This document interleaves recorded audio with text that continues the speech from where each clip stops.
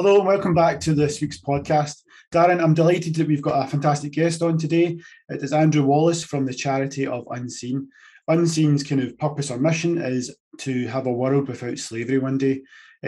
Andrew's done some fantastic work in the past, which he actually done a groundbreaking piece of research, and that led to the Modern Slavery Act of 2015, and you're recognised by the Queen with an OBE, I believe, right? Is that right, Andrew?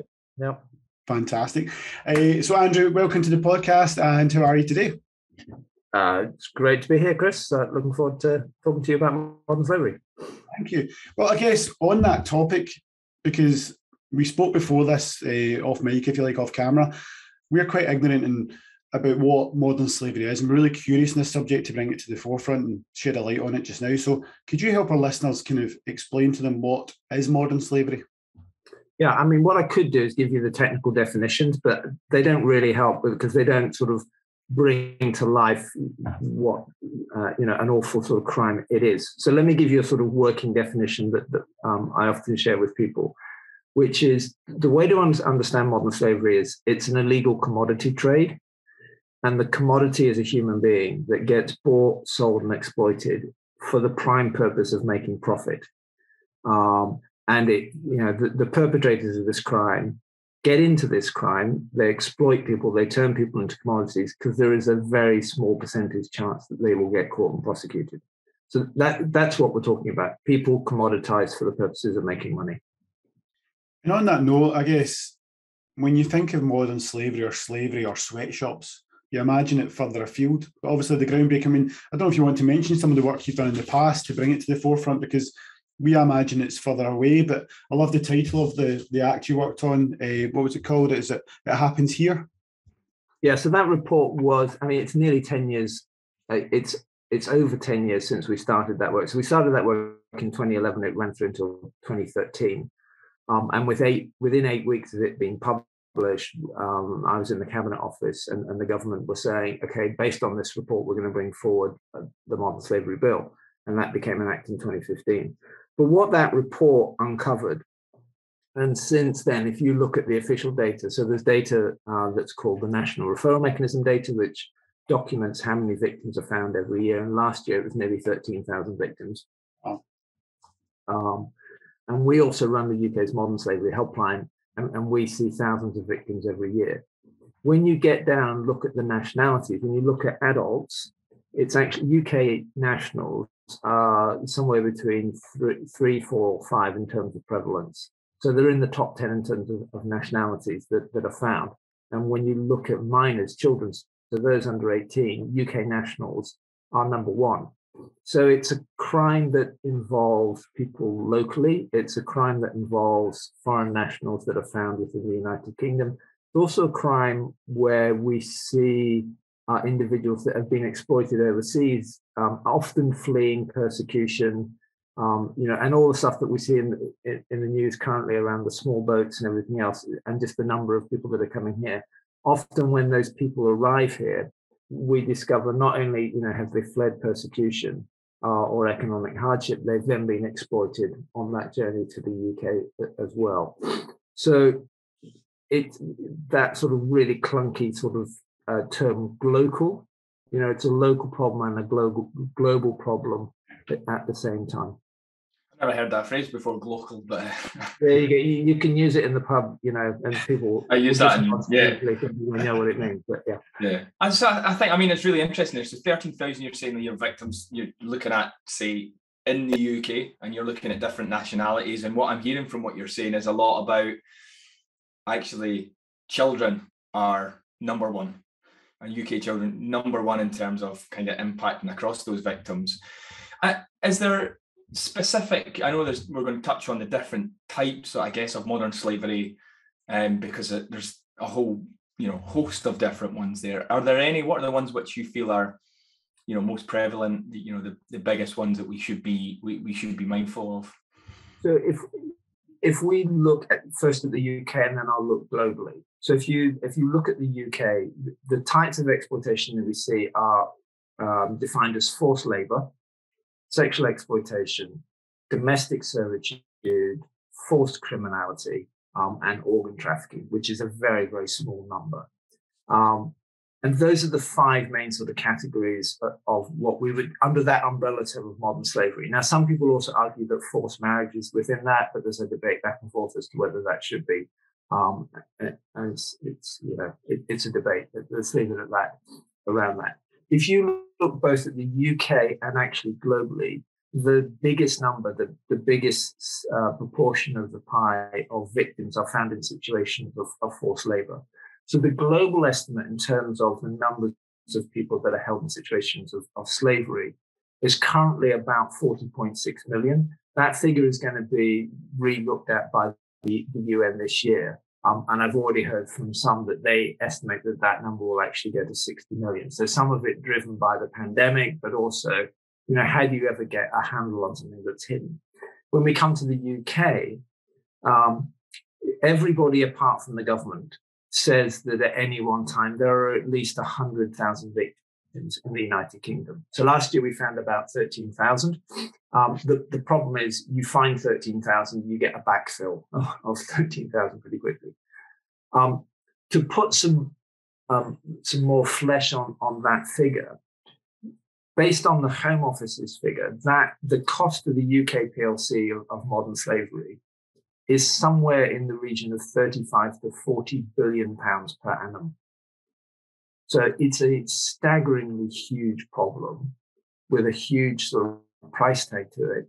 But at the same time, what we must also never lose sight of is an individual whose life is absolutely shattered because they've been commodified, they've been exploited. And we have the privilege of working with some of those victims, who present with all of the classic symptoms of PTSD, often physical injuries because of the violence that's being meted out to them.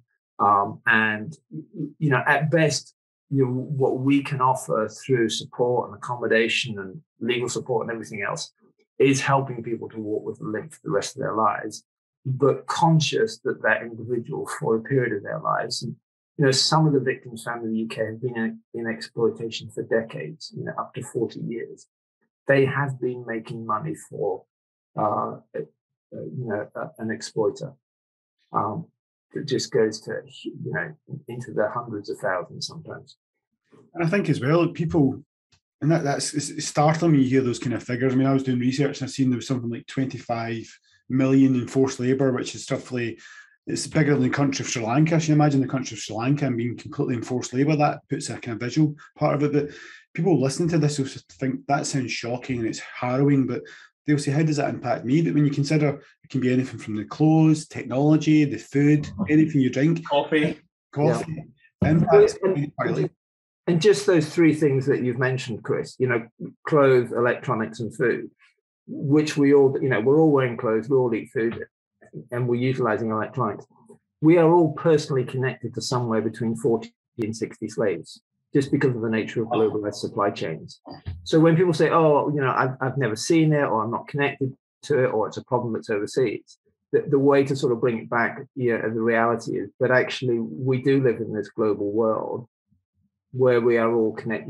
We talk about 6 degrees of separation. It's not 6 degrees of separation to somebody that's actually in forced labor exploitation, because we've all read stories, or can go and find the stories of forced labor exploitation in the world supply chains. Whether it's children that are digging out rare minerals in DRC to the sweatshop factories, not just around the world, but also here in the UK, to agricultural laborers that are not paid to distribution centers, and on and on and on. This is just a money-making machine that just generates just huge amounts. And the estimate 10 years ago was, what's the annual profits from forced labor exploitation? And 10 years ago, the UN, and whenever the UN are prepared to put a figure out, know that it's conservative. But they were saying then just that the profits are something like $150 billion per annum. Now, I would be willing to, put a serious bet on saying actually probably the true figure now is somewhere approaching $500 billion per annum of profit. So this, and people say, oh, well, it's just a big figure. How does that impact? But that's money that is then, swishing around the world's economy that is illegal. And it's also money that is being deprived from individuals, because a lot of these people go on the false pretense that they're going to get a job, or they've moved to get that job in order to support their family, and then they find themselves in situations of forced labor and they're not paid, they're not free to leave that situation, they're under the control of somebody else, they have control of their passport and their papers, they're told, we brought you in on this visa, but now you're doing something different. If you go to the authorities, you will be arrested. Or as crude as showing you a photo on their mobile phone of their parents or their wife or whatever and saying, look at the day that this photo was taken, and it's the previous day. If you step out of line, they'll get it.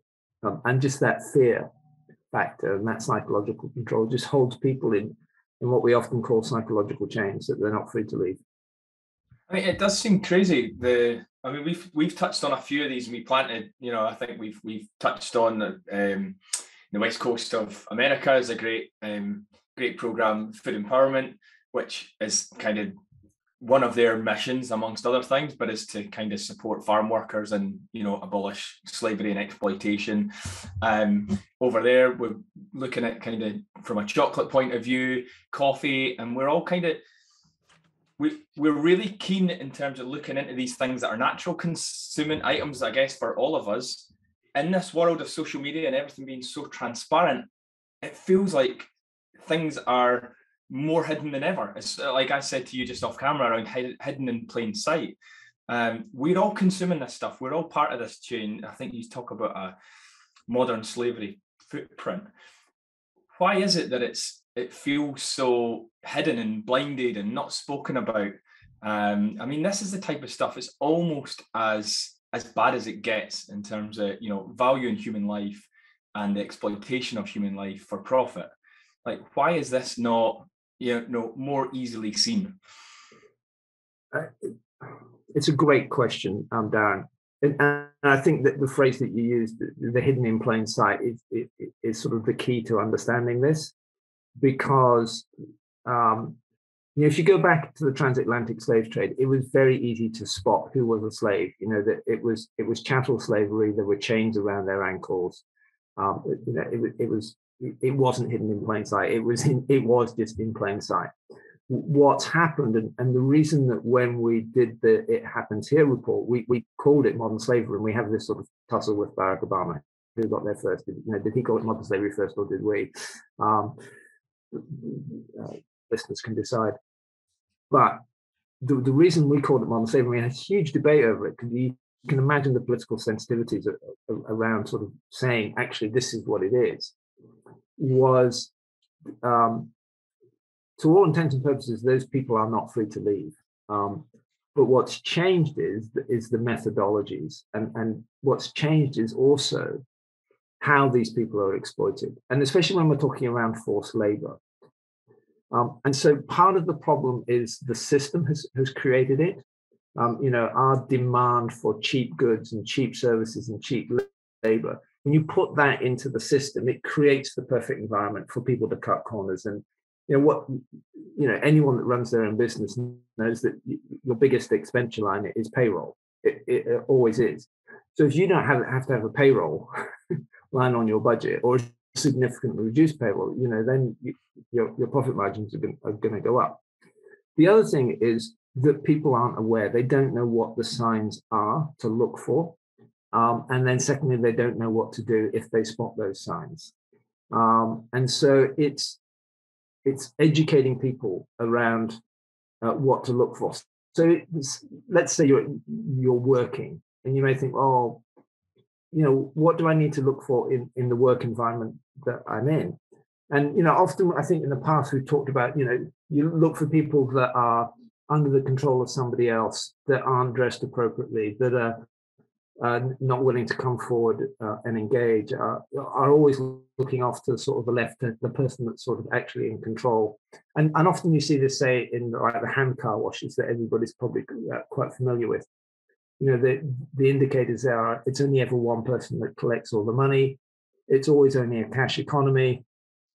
And just very simple math. You look at how much it costs to get your car washed, the number of cars that can be washed in an hour, the number of people that are there. There's just no way they're even making minimum wage in that whole process.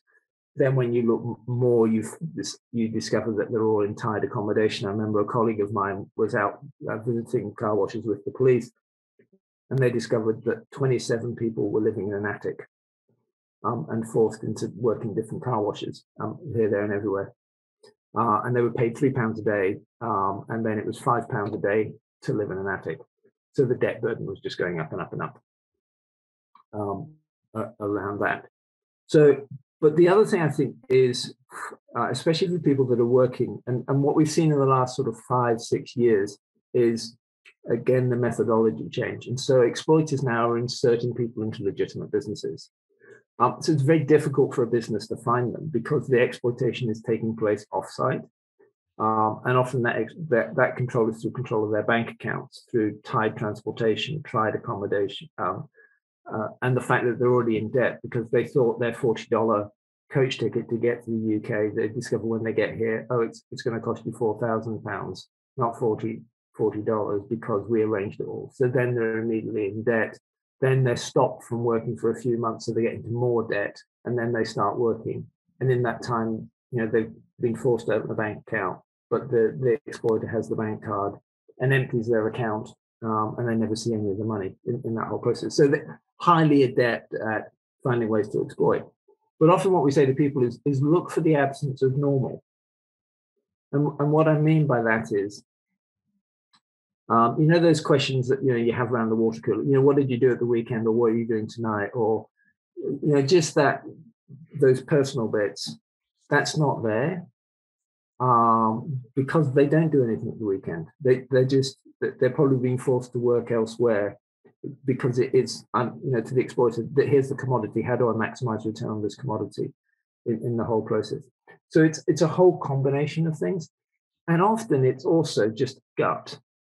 When you just encounter something, you go, something's not right here.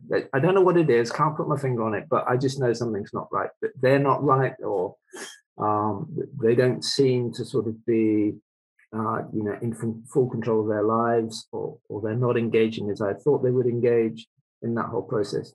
And what we say at Unseen is if anybody has got any of those, either see those indicators, is to call them on the slavery helpline. It's free, it's confidential, and we've got case study after case study where a member of the public or somebody in a business has called and gone, something's not quite right, and it has ultimately led to, down the line, somebody being set free from that whole process. So, and this is the way that policing works in the UK, which is, how many times have we heard police saying, people in the community are our eyes and our ears. And what we say is people in the community are eyes and ears for people that may hear, that and may know that they're a victim, but they have no voice and they have no volition to be able to speak out. So they need other people to hear them and speak up for them. You've covered so much there, Andrew. Honestly, I've got so many notes because you've touched upon a few things, and actually there's one here where I've got a note around the race to the bottom line, which a lot of suppliers will want. A lot of businesses want suppliers to cut as much cost as possible so they can get as much profit as possible. But to actually consider that in a business world, you've employed somebody you think is a really hardworking employee, really dedicating themselves to their work, really passionate, but then you find out that through an act of criminality that they're actually being forced to work, and actually they're going to be, because actually I looked at the types of modern slavery and I was amazed to see that forced labour, potential forced marriage, internal organs sold, all this kind of stuff. Then I've seen being made to commit crimes, whether or not that's fraud or begging. I didn't realise that as well, in drugs, and that we can come on to that as well. But that idea of that absence of normal, that kind of part where you don't actually have a life, where you're living to make a £3 wage, but at the same time you're paying for your accommodation, which is £5, which then becomes a debt, like you say as well, and that becomes part of your slavery as well, because you're trying to never end in paying off that debt. And then to hold somebody accountable by saying this is your family member potentially that we could harm as well. I mean, from an emotional point of view, that is just, as a parent as well, to imagine one of your children going through that is intimate. You can't even consider how bad that is. But even when you say about our shores, I've seen as well that in Leicester, there was a report done in 2020 that found that there was modern slavery found there as well, around people getting paid £3 an hour. in some of these other factories. So it is on our doorstep, and it's trying to make the community aware of that as well. And that's probably the hardest part, I guess, as well as part of your role to help people spot these signs. Yeah, and I think people need to go on this journey from like complete disbelief that it's going on. And so it's sort of, I remember when I started Unseen, part of my journey was meeting with a really senior police officer. And it was a 3 or 4 hour meeting where it just felt like they were lifting a lid off what I thought was reality, and just sort of, opening my eyes to the realities of modern slavery in the UK. And I think that's just an ongoing thing that we need to do, is people need to be sort of butted up against, yes, it is going on. And, to your point, Chris, but it is always somebody's son or daughter or mother or father or uncle or aunt or niece or nephew. They are people. And, the exploiters don't care what that person's nationality is, their socioeconomic background, religion, or whatever. They just look at a human being and go, that's my commodity. I'm a commodity trader in that whole process. And so people, they need to get over the hurdle of disbelief. Then they need to sort of understand what all the indicators are of somebody that's found in that situation. They need to have the confidence to report. But it doesn't end there, because part of what Unseen does is sort of the picking up the pieces bit. So when people are identified within the UK, they go into the national referral mechanism. We're part of that, along with 11 other charities. We deal with the impact on the individual.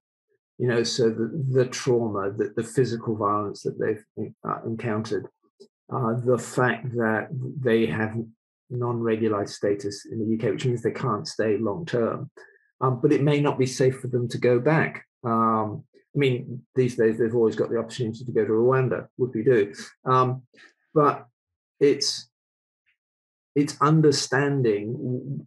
I remember having a conversation with a psychologist about this, I just asked what I thought was a simple question was, tell me about what is the impact on a human being that realizes that they're nothing more than a commodity. In other words, they've been completely dehumanized.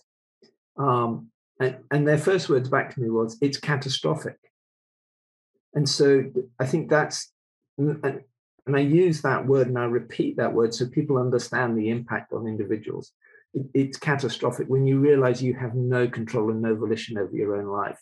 And often you're in fear for your life, and you can't see any way out.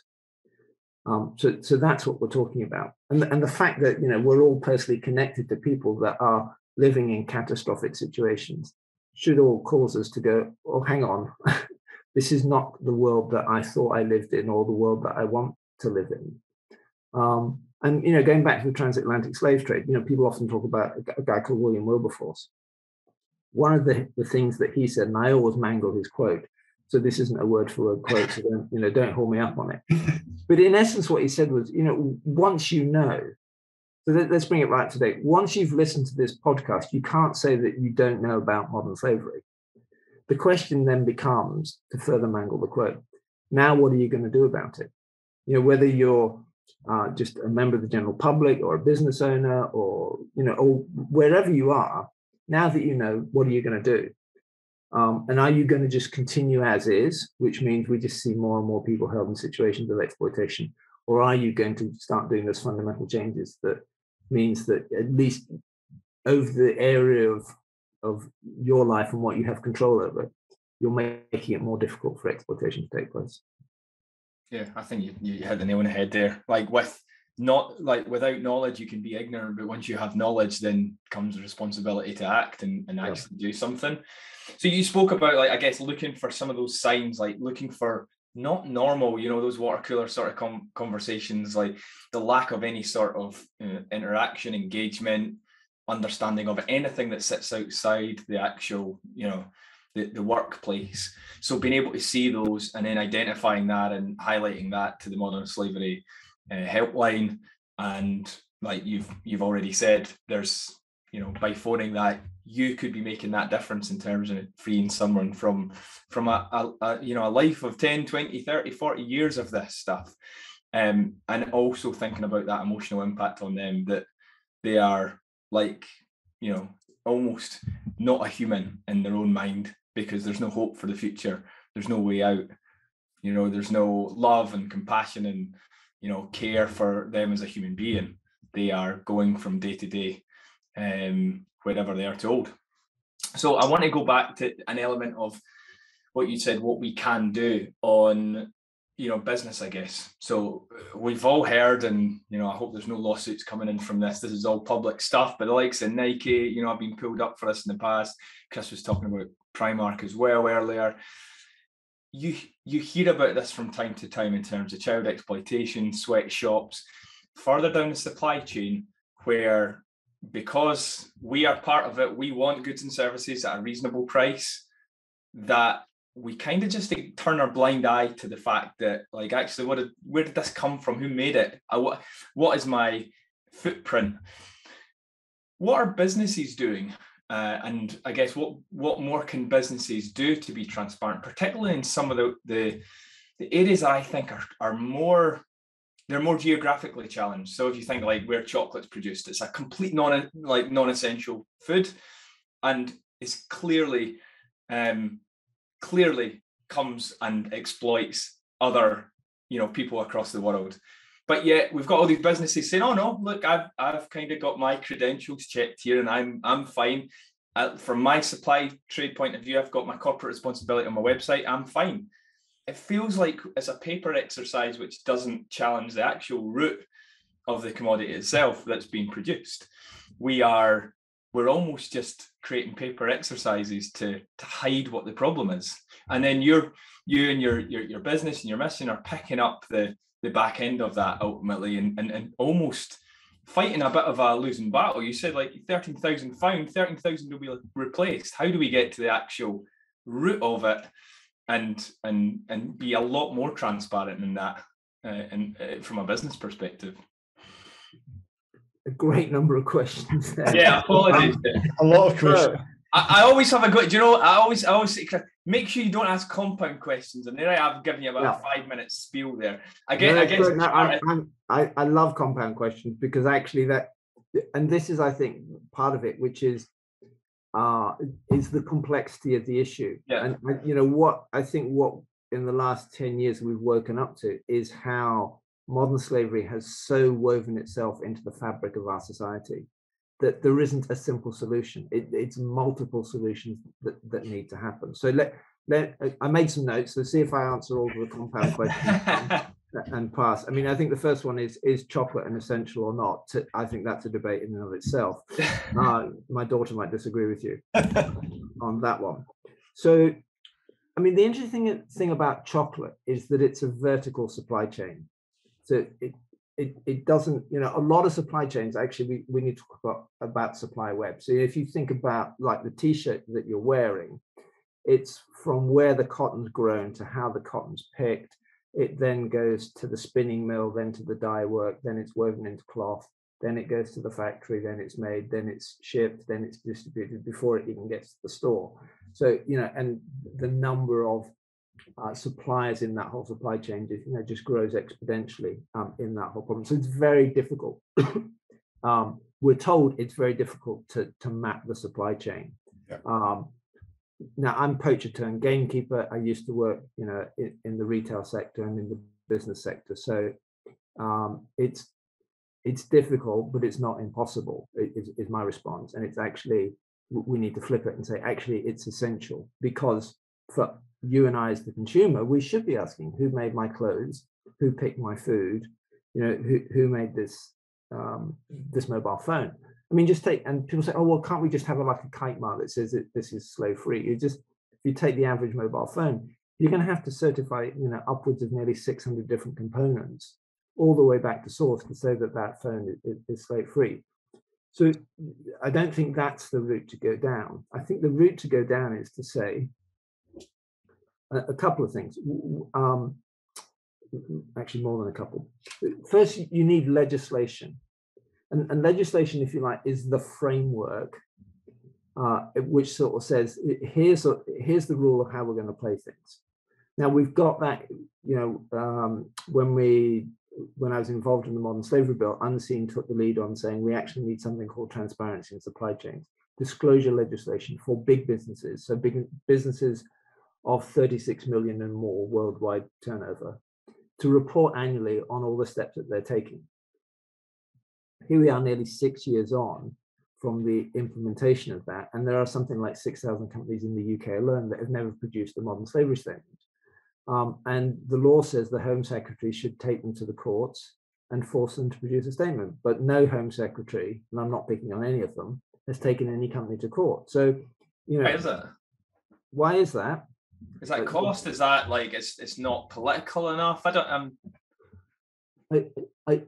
I don't know. I think the relationship between business and government is sometimes a little bit murky.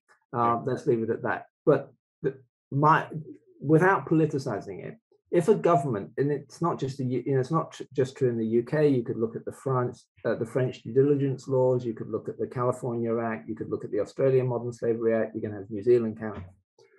The purpose of government is to legislate, but governments often go, all right, we've legislated, then we stop.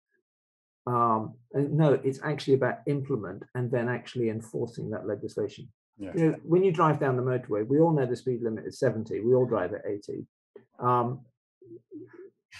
You know, either you enforce it or you don't enforce it, or it's a free, you know, or we go German style, you know, and it just there's no speed limit and everything's a racetrack. So the point of legislation is to frame things, to say this is the rules and the regs around how we're going to do this, but it's also you then have to enforce it for those that don't want to do it. And the transparency in supply chain legislation was about trying to create a level playing field and realizing that you'd have trickle down. And so we talk with loads of SMEs who say, we are frequently asked by the big players to say, what are we doing to tackle modern slavery? So we've developed toolkits for them. You know, if people listening, go and check out the Unseen website and just go to the business section. You can access all that information there. So that's the first bit. How do you frame that? The second thing is, you know, when it comes to chocolate, what are the issues? Because you said, you know, it's in Côte d'Ivoire, Ghana, you know, west coast of Africa. We've known for decades what the problems are there. You know, both over farming, the use of child labor, and the use of forced labor. And we've had sort of, you know, promise after promise from the chocolate companies of we're restoring things and we're going to make things better and everything else. And, you know, I know some of those companies and they're doing all that they can. But often what it is they're taking their existing model of business and saying, oh, well, we just need to tinker with this and tinker with this, and then everything will be okay. But actually, what needs to happen is a complete system change. And there needs to be actually, there will be zero tolerance of forced labor, zero tolerance of child labor. But it's more than that. It's also asking those awkward questions of, well, why did this happen in the first place? And often the reason that exploitation happens in the first place is we're not prepared to pay a fair price for those goods. You know, so you put pressure into the system that means corners have to be cut or people have to be exploited in order for others in the supply chain to survive in that whole process. So there are disruptors in the sector. So, you know, if when we're talking about chocolate, there's a company called Tony's Chocolonely, and their whole raison d'etre is to say, can we build a chocolate business, a confectionery business that pays, you know, a living wage, that doesn't exploit people, that still allows us to get product to the market, that allows us as a business to be, you know, a profitable business so we can invest and grow and everything else? Answer is yes, we can. So, you know, it's not that the models aren't out there for doing it. It's often the inertia. And then you have to start asking awkward questions around, okay, well, who's driving this? And often the businesses will say, yeah, well, it's the consumer's fault. They want cheap goods. They want cheap services. They want that. And the only way we can do that is through cheap labor. But my question back to them is, well, who educated whom around this thing of cheap? And I think we've lost the value of goods. You know, chocolate is a luxury item. It costs to grow the crop, it costs to pick the crop, and then turn the cocoa beans into the paste and all the way through in that whole process. It can still be done and it can still be enjoyed, but actually we have to acknowledge that there's a price point, there's a and a price floor that if we go below it, then exploitation is taking place. Now we're part of a worldwide group of NGOs and other organizations that produce a thing now that's called the Chocolate Scorecard, which ranks businesses in terms of not just forced labor, but also environment and everything else, because all of these issues are intertwined. And again, it's about informing the consumer around, we just want you to be aware of what these companies are doing and how we rate them, so you can have the choice around that, but also to put pressure on companies to improve their performance and pick up the speed of their performance of what they're doing. So I think I've answered all of your questions, which is, it's a complicated answer to complicated questions of why do these things happen, and they happen because globalization has created this system where, yes, it has lifted people, large numbers of people out of poverty, but it has plunged millions of people into slavery and exploitation. And so, if I'm a business and I'm a business owner, and what can I do? I can look at those areas of my operation that I have under my immediate control. But what are the questions that I'm asking down the supply chain? What level of due diligence am I doing? And am I going into business or contracting in terms of supplies with businesses that don't want to answer these questions around modern slavery and the due diligence? Well, you're just opening yourself up, to potential risk. And you mentioned Nike. I thought you were also going to say Gap in the same breath. But those stories are nearly 30 years old. Yeah. And yet they still resonate. And you also mentioned Primark, and people often say, Primark. And I go, well, actually, they are doing an awful lot to tackle these issues. And one of the myths is, if we did the right thing, it would, everything will become prohibitively expensive. And especially, in a cost of living crisis that we're currently in, it's how do we navigate that? But that's just a myth. Goods wouldn't become prohibitively expensive. I've seen research that says, if you did the right thing in the apparel sector, say, you would put 10 to 20 cents on the price of a pair of jeans. Now, businesses can probably swallow that 10 to 20% themselves. And if not, I'm sure the consumer would. And the consumer would. But I'm trying to be sort of generous to the consumer because everybody's feeling the pinch at the moment.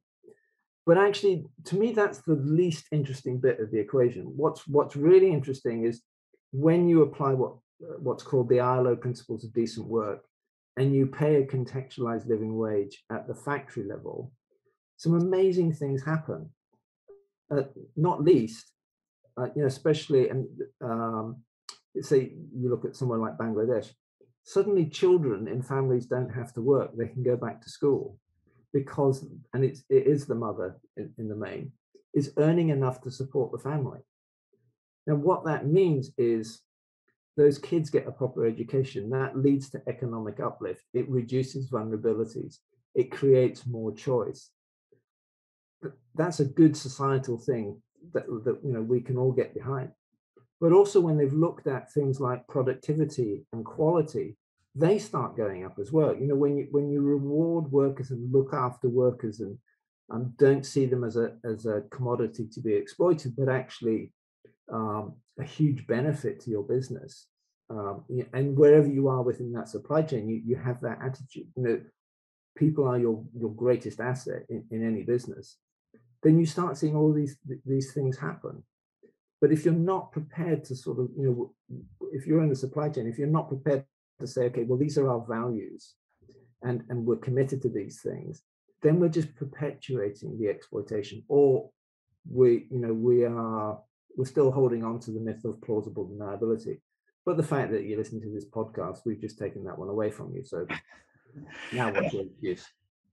And it's so interesting as well, because you mentioned around this, I guess sometimes it comes with the growth of a business, whether or not it's actually quite it's got a heritage business, it's quite a legacy business as well, and it's actually talking about the distribution network it's got, and it's got the manufacturing process. It adds on all this stuff, and then that becomes a get out clause for it.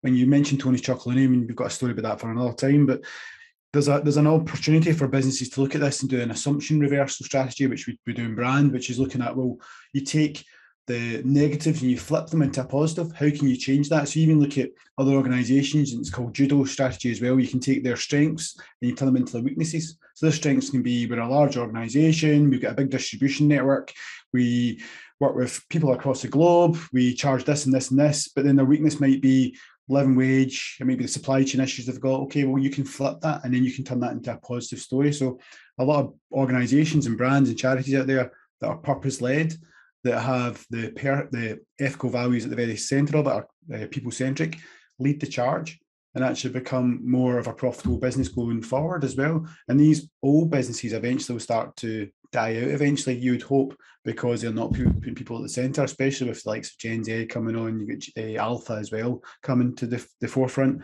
So, but I was really intrigued, and I loved how you positioned it as well around the kind of, especially with legislation, how you frame it, implement it and enforce it.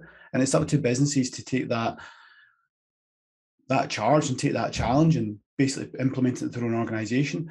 And you've mentioned the toolkit that Unseen do, but I've obviously seen there's a couple other things that, as an organisation, you do as well, which goes beyond what a charity might do. I've seen that you work with strategy, you work with the education and awareness within that sector, and you do the training.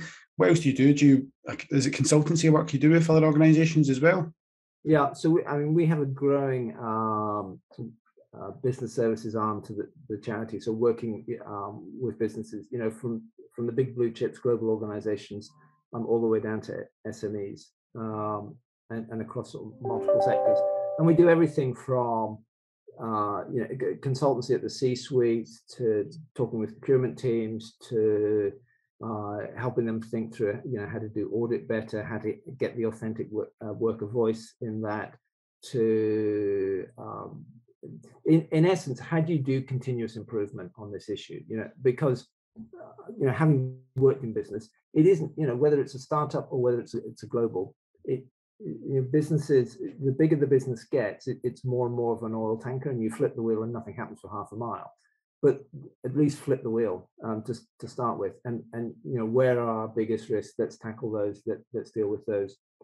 We also we have a business portal, especially for those businesses that have a UK footprint, because the data that we get from the Modern Slavery Helpline, which tells us where exploitation is taking place, the typologies of exploitation. When you overlay that with where businesses are operating, you can go, okay, these are the places that you need to look. This is the situational data, but also we get a lot of calls, either from public or people that are in situations of exploitation, saying, I'm working in this factory and these are the labels or these are the brands that I'm seeing, and then we'll share that information and work with those organizations around that.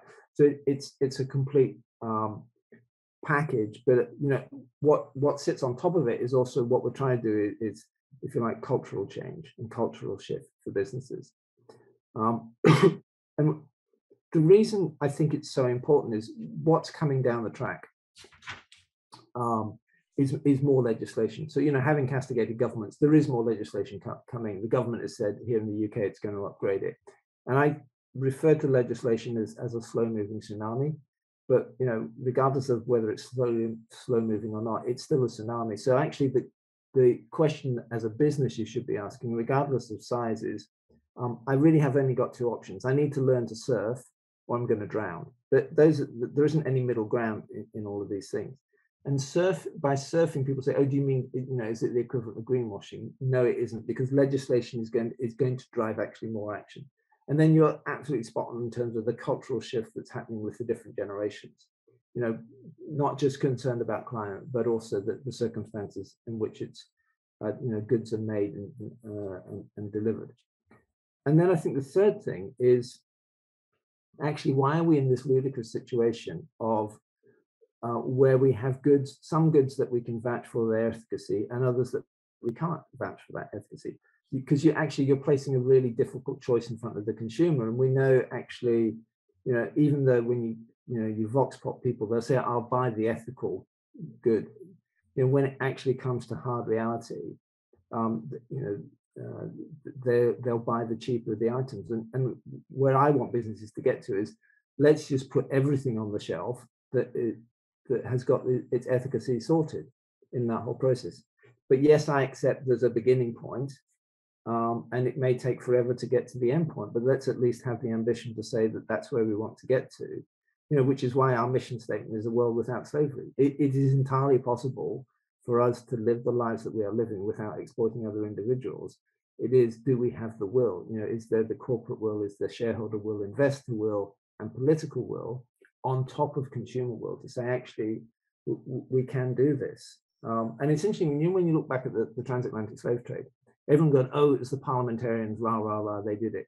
Actually, the biggest shift change was consumers going, we're not going to buy sugar anymore, because we now know the appalling circumstances in which how sugar is farmed and refined and everything else.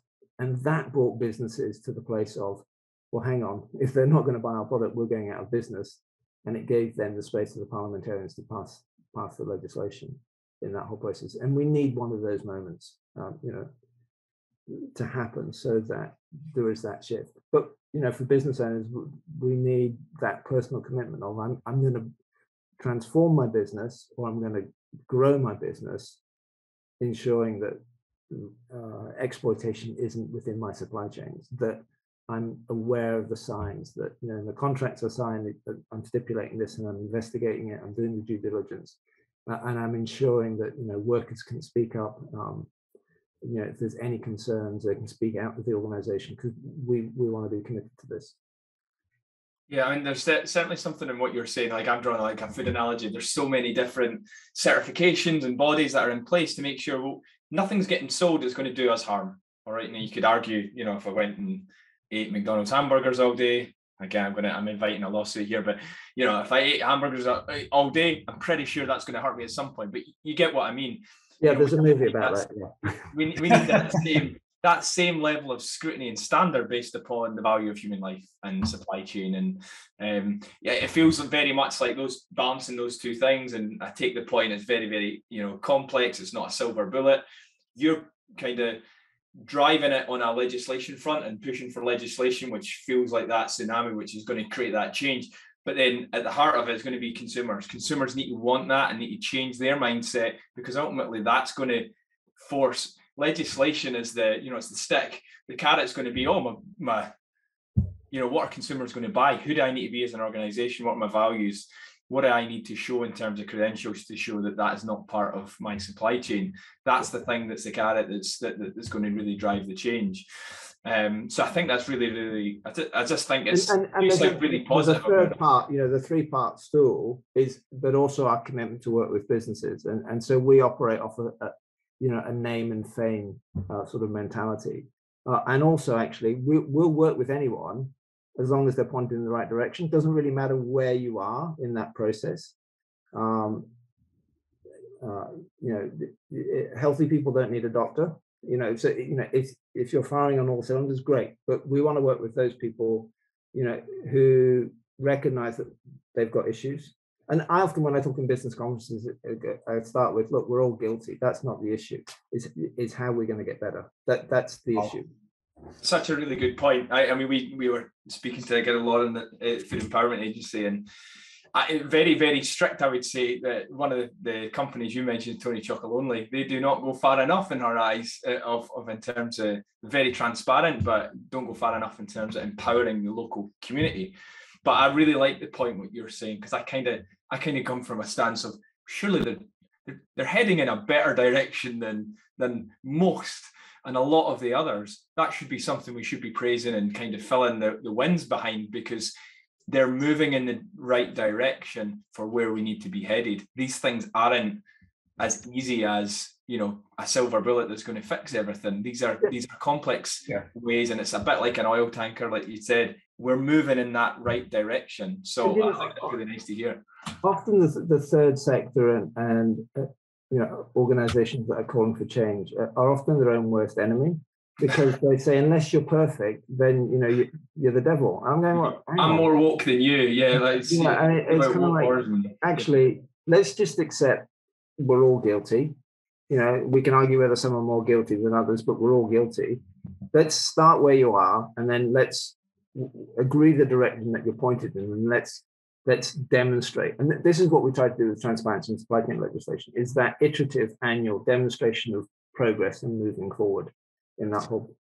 Yeah, and I think as well, Andrew, when you look at some of the businesses you're working with like Aldi, Nationwide, John Lewis, Co-op, Amazon, the Boho Group, BT, just to name a few, these are massive organisations. So if these big players are doing it, there's no real excuse for the smaller SMEs who are starting out to have those fundamentals, have those beliefs put in place early doors. And the fact you mentioned earlier on, which I've scribbled down, which still scares me to look at, is that we're connected to 40 to 60 slaves, depending on no matter what we're doing, whether or not it's through food, clothing, technology, we're still got that connection. So I think if we try and reduce that number over time, then we are doing our bit as a society. Absolutely. And if you're an SME, go and grab our SME toolkit. It's free. Just sign up and grab it, because it will give you, like, here's your basics to get going in that whole process. And that sets you in the right direction. Brilliant. I think that's probably a good point to close it, to be honest, Andrew. I think that's been a fantastic conversation. And I loved as well how you mentioned before, just a minute ago, that whenever you walk into a room, you start the conversation by saying we're all guilty. So I think that's fantastic. We are all guilty, but it's about us trying to reduce that number and over time leave a generation of positivity to come, so that we can actually reduce the slavery across society as much as possible. Great talking with you both. Right, thanks very much, Andrew. Thank you, Andrew. What a great conversation. Cheers. As always, thank you so much for listening to the Pop Pod this week. If you'd like to leave a review or share the podcast with others, then that'd be awesome. You'll find us on Instagram at the Pop Pod, and on Facebook we have a community group called Purpose to Progress that anyone can join. And we'll be back every Monday with a new episode, but until then, stay on purpose and we'll see you next week.